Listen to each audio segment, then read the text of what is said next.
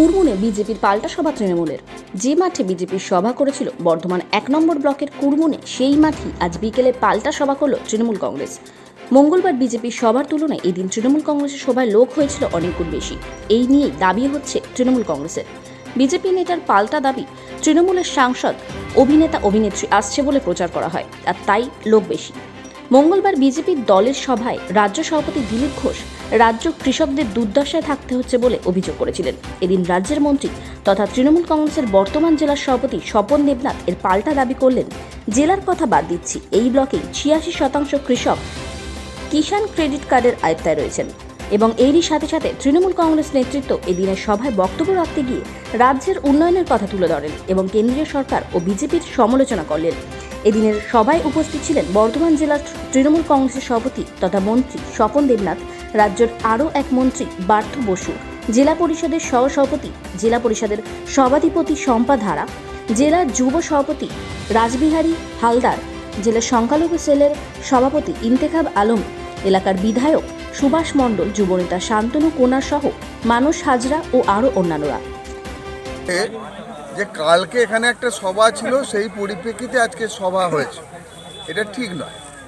আমাদের এখানে একটা পূর্ব ঘোষিত সভা করব বলে আমরা অনেক দিন ধরেই ভেবেছিলাম যে কালকেই ডেট করবো, এটা ঠিক ছিল না।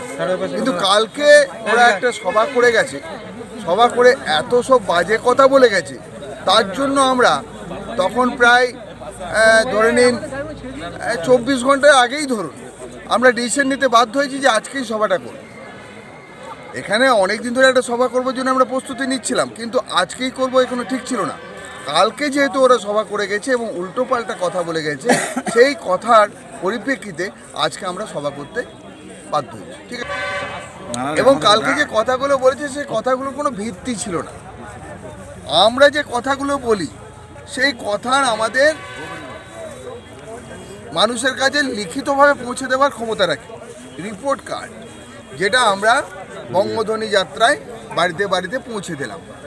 আমাদের 10 বছরের ইতিহাসে আমাদের নেত্রী বাংলার সমস্ত ধরনের মানুষের জন্য যা যা করেছেন লিপিবদ্ধ আছে, কতটা করেছেন, কত % করেছেন লিপিবদ্ধ আছে।